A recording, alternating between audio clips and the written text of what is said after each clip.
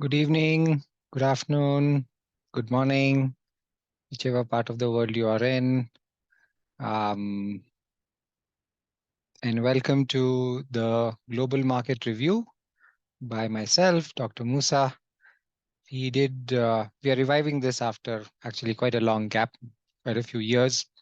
Did a trial run a couple of 2 weeks back, actually. So there is already a recording of what we discussed 2 weeks back. And those of you who wish to, review that and see what happened after what was analyzed, please do reach out.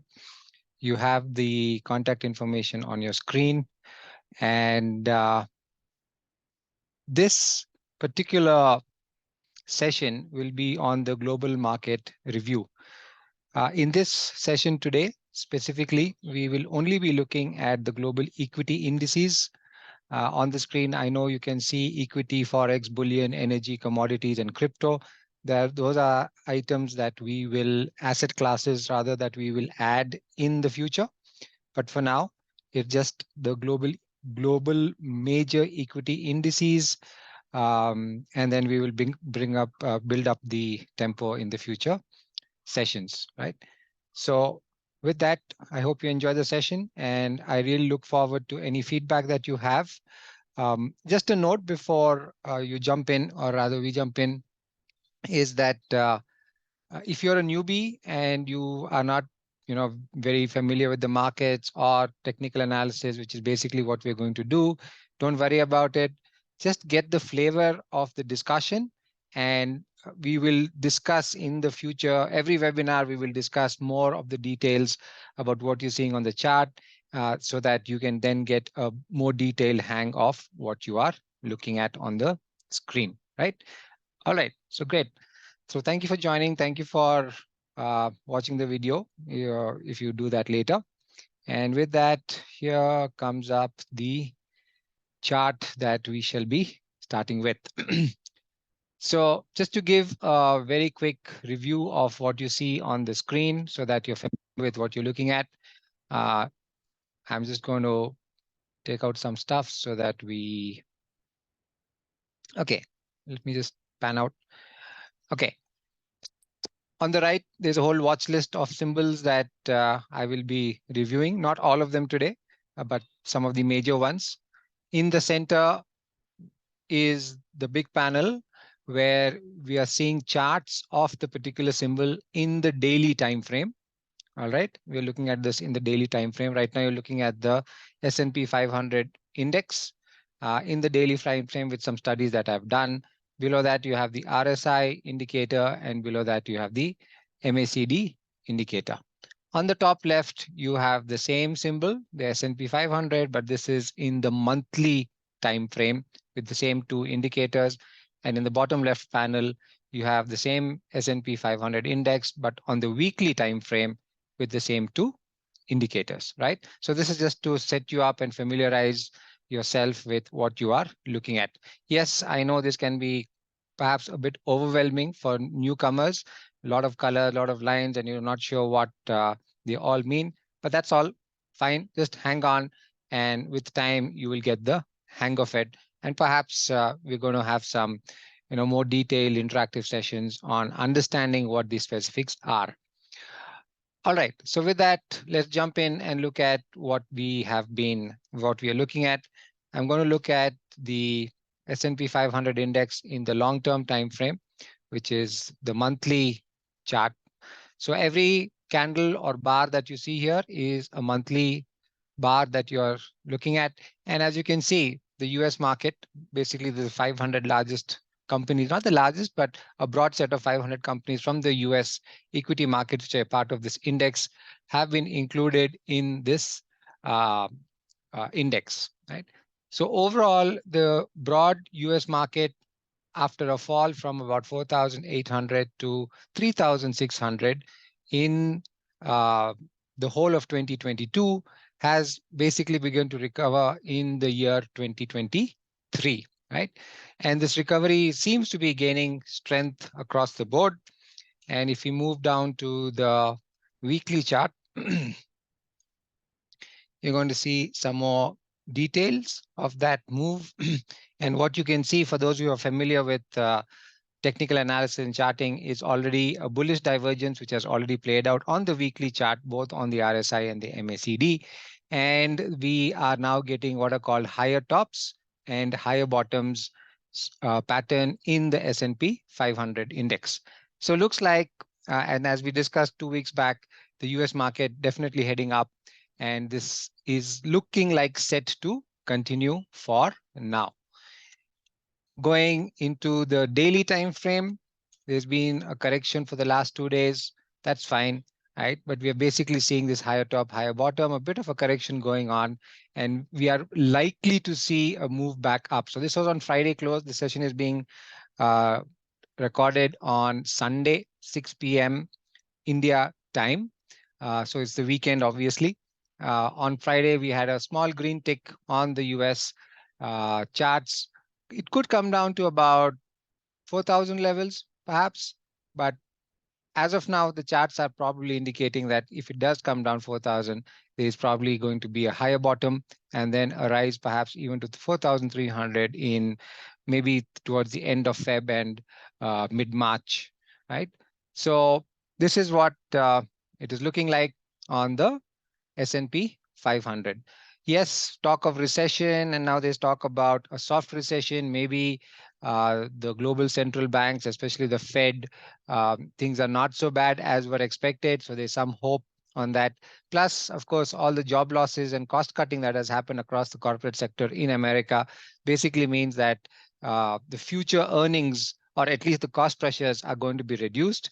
And it is perhaps possible that they could actually not be such a as bad a fall in the earnings of the coming quarters as was perhaps expected. And as you will see in future sessions, or rather even relevant right now, with crude oil prices and energy prices cooling off, tapering off, something which is very significant for the US economy, things are definitely looking up there. Now, the Dow Jones index, a more narrow index, just 30 stocks in that index. As you can see, nice big recovery on that. And while the S&P is actually doing better, what's happening in the Dow Jones is that it's gone up, and you can see this more clearly in the weekly chart, and is now going sideways, right? So as you can see, it's doing this sideways movement around 34,200, 34,250 for almost 3 to 4 months now. And we're getting what are called dojis. These are the last two candles that you see. Dojis, not much movement, very narrow movement for the entire month of Jan and Feb till now, right? So a sort of pause and wait and watch consolidation type attitude that's being adopted by the US markets. One of the things, of course, in the US markets for the rest of 2023 and 24 to keep in mind is the US general elections. So there could be a lot of, what do you say, hesitation before anything definitive happens. Not sure if the Democrats will come back or not. It'll be a very interesting year that we are having with the recession, with the Ukraine conflict, with energy prices, and with the US elections, which of course have global impact. Looking at the NASDAQ index, the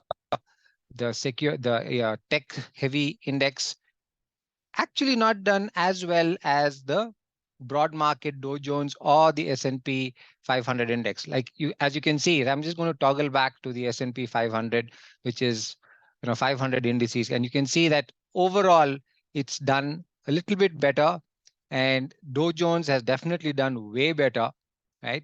In this rise that has happened than the tech companies in the US have, right?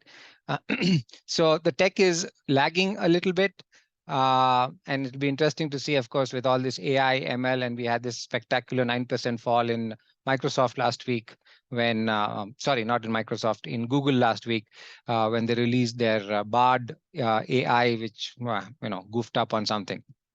So overall, the broad market leading the way in the US better than the tech side of things. This is the Russell 2000, one of the perhaps the largest good broad index which is there for the US. 2,000 companies, give or take 2 or 3 or 5 more this side or that side, and that's also doing well. So you have an overall recovery across the board in the US stocks all over the place, right, in all sectors. Now moving on to Europe, right? And this is the DAX. Remember, you're looking at weekly charts. So this is really fascinating as far as Europe is concerned, because Europe, rather Germany, is almost going back to its life highs, right? If you look at the German index on the monthly chart here on the top left, I'm going to just get back as much data as is possible here. And you can see we have data right from 1978 and even further back of 1971. And the after the pandemic fall, which was here, right? Fantastic recovery in the German index, came down, tested an important support, multi-year support from 2013, and almost back to its life highs.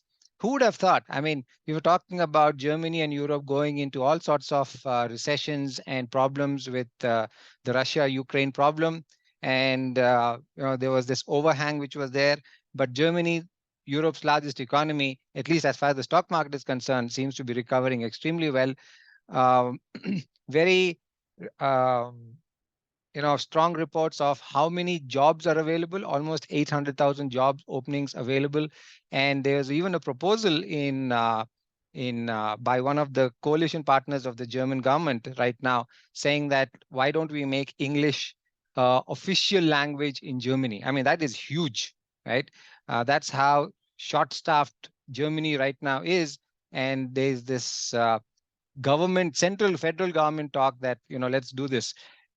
It will take time, but to really, those of us who know a little bit of German culture or history, that sort of very strong, pride in the German language, and then saying we'll have another national language and it's going to be an official language, which means all official documents and forms, etc., will be in English, and you will be given an English person when you go to a government office in Germany. These are massive, what do we say? Very, to me at least, very unexpected developments, right? So say something about what's happening there in Europe. And this is really what's interesting about the markets, in the sense that how much they can tell you about what's happening in a country by looking at the index, not even looking at, you go dig deeper and you wonder what happened, then you really find some very interesting, fascinating stuff as you're seeing on the screen right now. Now, this is the French index, the CAC 40, right? So like the S&P 500, and look at the CAC 40. I mean, this is, again, you're looking at the monthly thing, just to remind everybody. You're looking at the chart right from 1988 till date, all updated. So there's nothing missing in this data, right? And what you're seeing here is, sorry, right. What you're seeing here is a high that happened in the year 2000. This was the dot-com boom, big correction. Then went again. This was the 2008 crash, 2008-9 crash. Then we came approximately there in the pre-COVID, crashed again. And France then took off after that, after the post-COVID recovery, just went off and made a new life high. I mean, this is amazing. Made a new life high, came back down, corrected, and it's almost back there again at its life high, right? That green line right on top there is where the life high for that particular stock is. So that's how I use my mark my charts. The bright green, green line right on top is always the life high for that particular symbol that you're looking at. So taking a pause right now, but this is spectacular in terms of how strong the recovery has been both in Germany and in UK. Now, if you compare this recovery with, let us say, the S&P 500, not as S&P 500 really has a long way to go before it goes back close to its life high. Look at this gap, which is from where it is right now to that gap, right? Versus where let's say the DAX is, and that's almost there, just about another 1,500 points. We are there, not even, about 10%, right? and France is even closer to its life high, right? So very interesting times that we are on the one hand talking about problems on recession, we're talking about gas problem, energy problems in Europe, but the stock market is absolutely doing something else. So something definitely afoot happening in Europe, and probably that's where one could perhaps be looking at investing one's money in for the coming next few weeks or months, probably. This is the FTSE 100. Unfortunately, don't have data from a longer time back. So that green line is a little questionable because we don't have sufficient historical data. Having said that, it's back to its 2018 highs, right? Definitely way before the pandemic. So London, UK, as you can see, definitely lagging behind Europe, the rest of Europe. Germany, France, and other countries. I have the indices, but it'll just take too much time to cover all of them, maybe in future sessions for the rest of the European equity markets. But many of them made new life highs, went way above their 20 pre-COVID highs, but UK has not. And UK, by the way, is the only economy in the G7 countries which is having negative growth at this year. Very clear cut agreement on that. And that's especially because of the Brexit, or rather only because of Brexit issues. And very interestingly, there was a discussion amongst the top brass of both the parties, the Tory and the Conservatives in the UK, at a private meeting about what they may need to do in terms of the political future of UK and and the economic future for UK, right? It's really fascinating how things can change in the few years. Let me just bring up the screen for these two data points, and it'll be interesting for you to follow up after that, right? Just give it a second.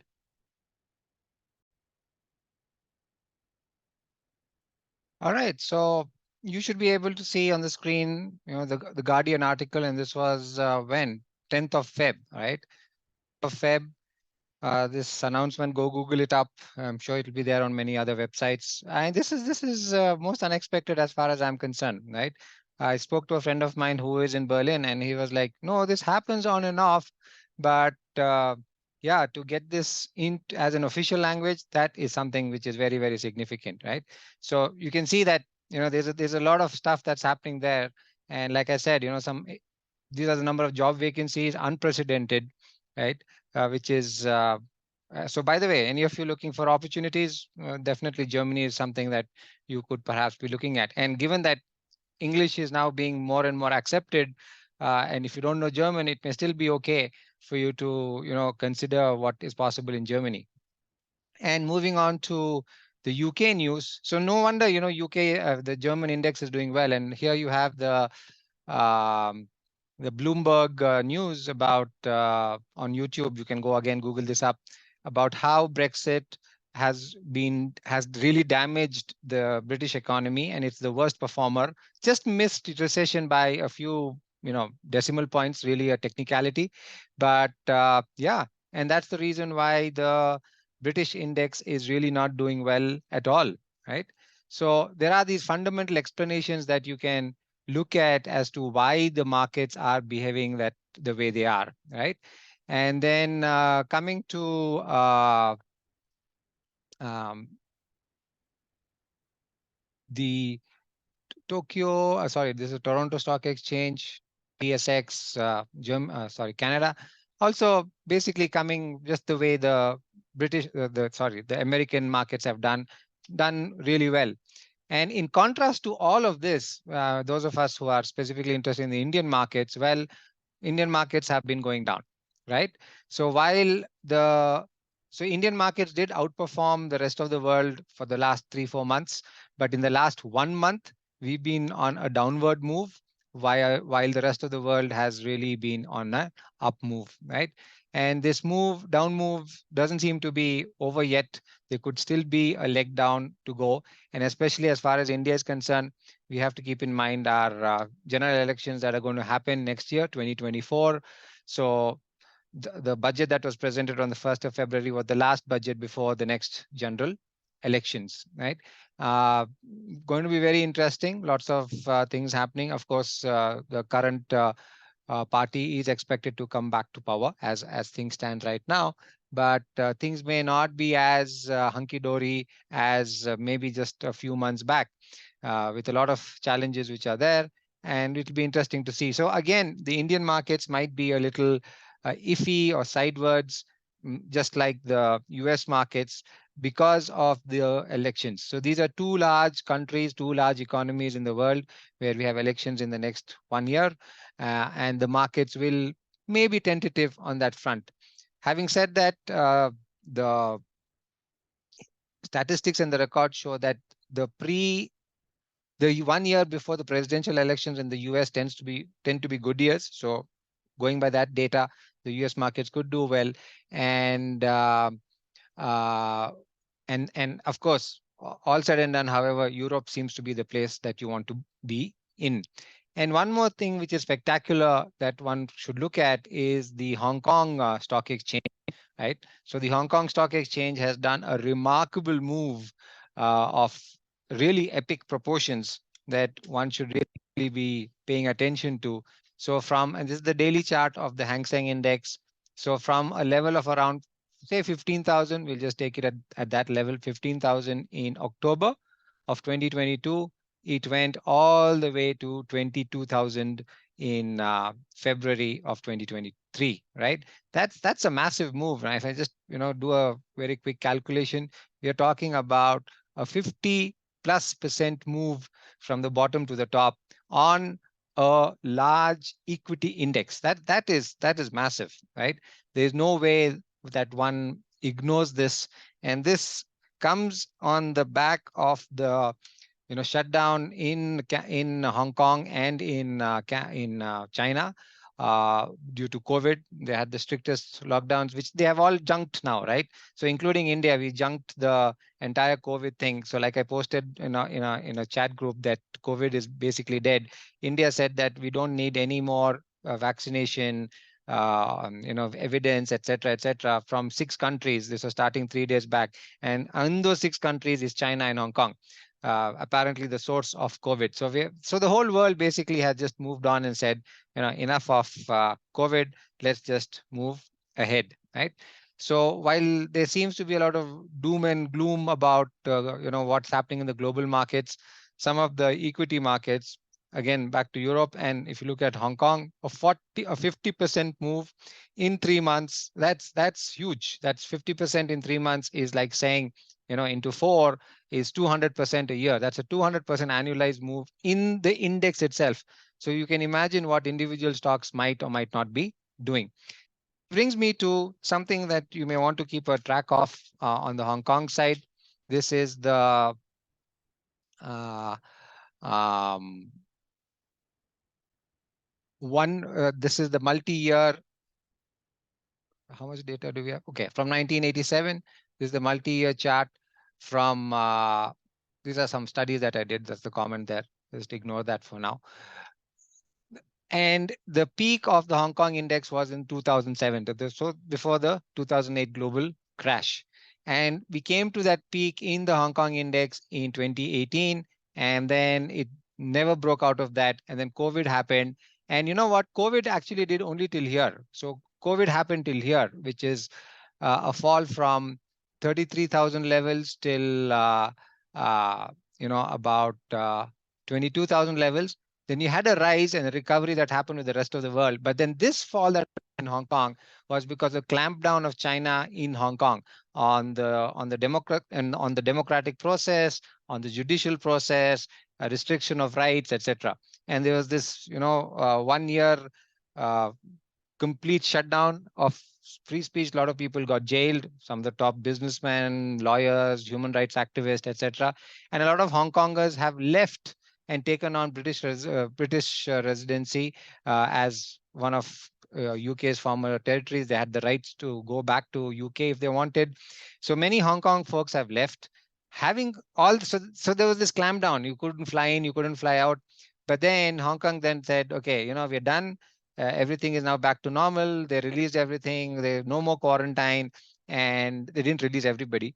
And they have a program where they are giving out 500,000 airline tickets for tourists to come into Hong Kong.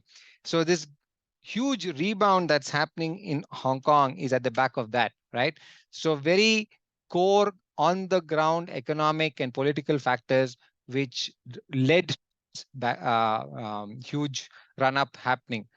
I would say pretty unprecedented, right? Obviously, those of us who missed the boat, missed the boat. There's definitely a cooling off that's going to happen after something like a 50% move, right? So look at the Hong Kong index maybe coming down to 20,000 levels, and then in future sessions, we will keep a track on this and review this. And then maybe from there, it goes back to its life high of 33,000, which, by the way, even if it goes from the current levels of 22,000 to 33,000, that's a 50% rise that we're talking in the Hong Kong stock market, right? That is massive. And with that, if this spillover effect happens in China, then look at the Shanghai index, the SSE composite, right? So very unique sort of story there, going back to the monthly charts for the SSE. So this is the main Chinese index that we have there, right? Let it come up.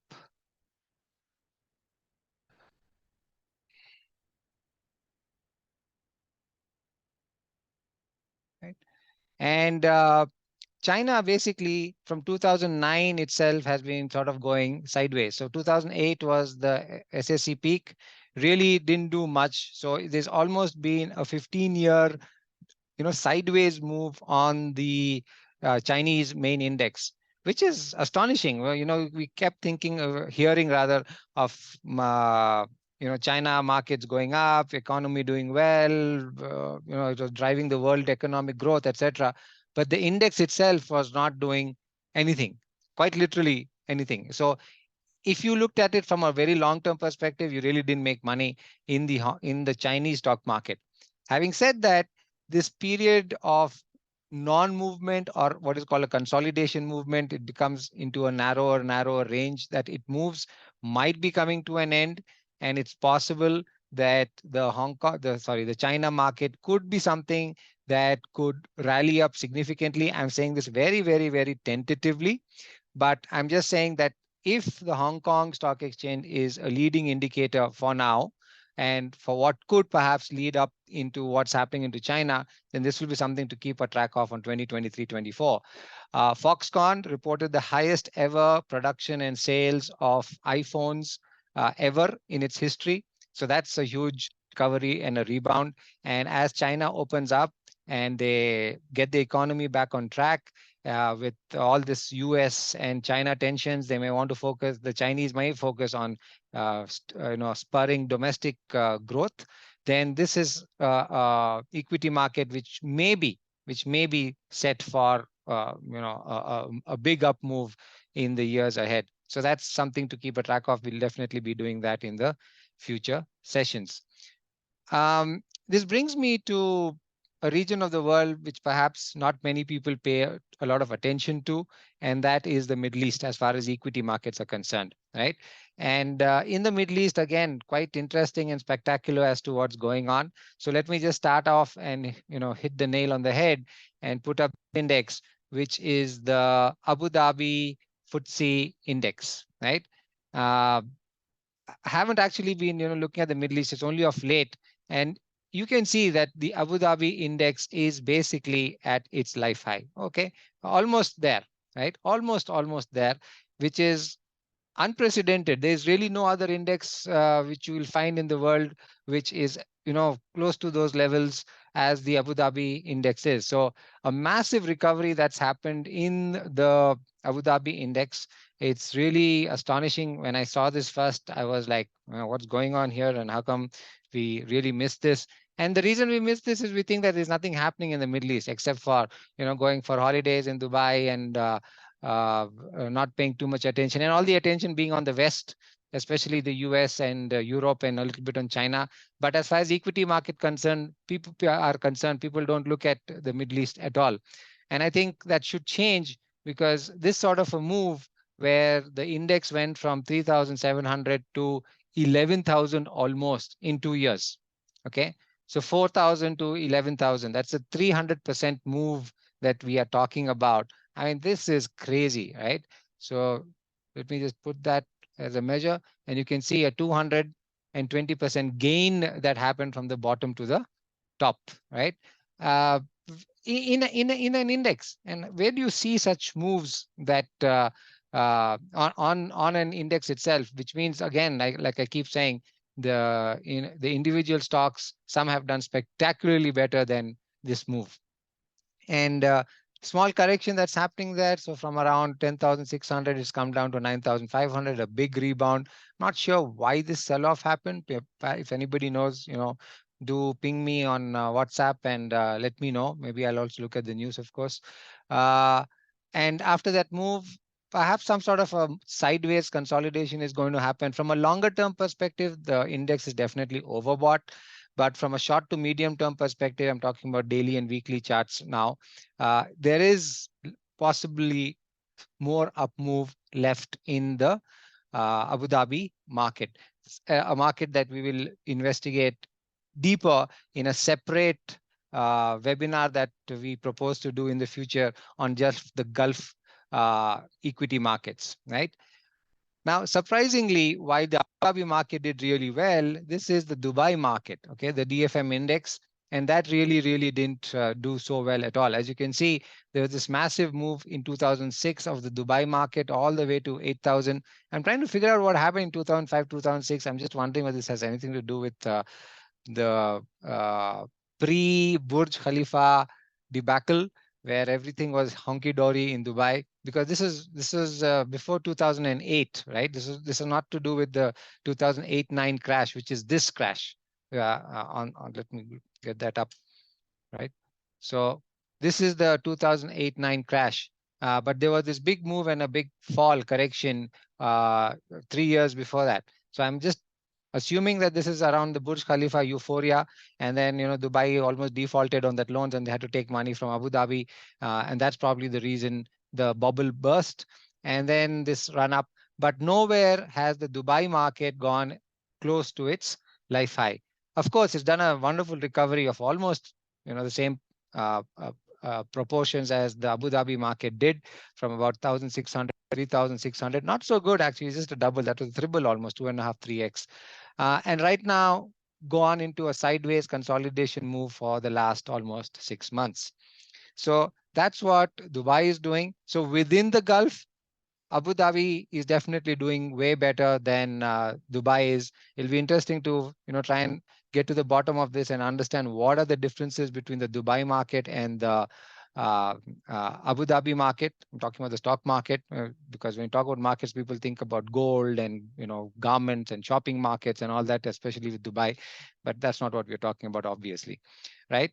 If any of you have any insights into that, you're a resident there, or you have some other news, I would love to know about this. And we do want to make, by the way, these sessions collaborative in the future, where people could add in and chip in their comments and questions as we are having the sessions. Not for this session, but in the future sessions, we'll definitely set it up that way, right? And I'm going to close this with Saudi market, that is the Tadawul All Shares Index, TASI, right? And TASI, so for the Saudi market, there is, a big push in Saudi. I've been talking about this in some of the groups that I'm on, which is the Saudi Vision 2030, massive transformation of the Saudi economy, unprecedented. It's been happening already since 2016 when the vision document came out. Unfortunately or fortunately, for whatever reason, I got to know about it only about a year back. And ever since then, I've been tracking this quite seriously. And as you can see, the Saudi market had a peak that it did in 2005, right? And then corrected. It did this what we call one, two, almost a triple, double, triple top, has gone up, has come back to its sort of support level. This on the monthly chart. Remember that. Uh, in Saudi Arabia, there are going to be hundreds of new companies listed on the stock exchange. There's only one stock exchange in Saudi Arabia, that's Tadawul, right? And in the coming months and years, there are going to be hundreds of new companies, massive wealth creation that's happening with the transformation of the Saudi economy, both on the economic side, on the cultural side, on the FDI side. So there's this thing about Lucid Motors, starting assembly of the EV cars in Saudi Arabia this year. And by 2025, they're going to have the cheaper Saudi cars by another company called CEER, which is totally owned by the Saudi government. And they're quite aggressive, and they want to have 40% of the car sales in Saudi by, I think, 2035 to be electric, right? So really, really interesting times on the Tadawul exchange. It is at around 10,500 right now. If it goes back to its peak at 20,000, we're talking about 100% move. Again, I'm trying to emphasize this. Where do you see 100% moves on major global equity indices? So you're talking about a possible 100% mover in Hong Kong. You're talking about a possible 100% mover in Saudi Arabia, right? 50% in Hong Kong, sorry, 50 or whatever, right? Those are the hotspots for wealth creation, right? And in the next coming many, I think, weeks, perhaps most of this year, 2023, these are the markets that global investors should really, really be looking at. Of course, I've not covered South America, I've not covered Africa, and I've not covered most of Southeast Asia and all that. We will definitely be doing that in future sessions, right? But for now, these were the highlights that I wanted to point out. India is perhaps likely going to be an underperformer in the coming 1 year as far as returns go. But the places where you can expect performance, like I said, is Germany, France, Hong Kong, and the Middle East, right? Especially, I think, Tadawul and perhaps the Dubai Stock Exchange, right? So with that, we've done the global market review. Obviously, it's not all the global markets. We're going to break this up and build this up slowly. And usually there's nothing that happens on a week-to-week basis. So some of the global market reviews, we will focus maybe, just like we did today on specific global markets. Some other sessions will be on more regional markets. By the way, so the question that sometimes gets asked is, okay, fine, we do all this. Now, how do you invest?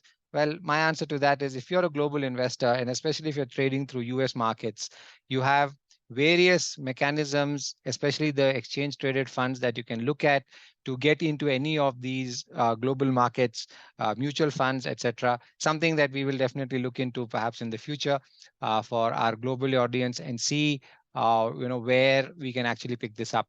So this review today was to give us a sense of what's happening across the world. Where are the performers? Where are the underperformers? If you'd like to get updates about the sessions which we plan to do regularly, please ping me. You have my contact information on the screen. We'll create a group around this for discussions and for updates, etc. And then you can participate in the future events. So thank you very much. Thank you for attending. Thank you for participating. And I definitely look forward to your participation next time and to looking forward to your feedback. And wish you all the best for 2023 in wealth creation and in this work growing. Thank you and have a great weekend. Bye.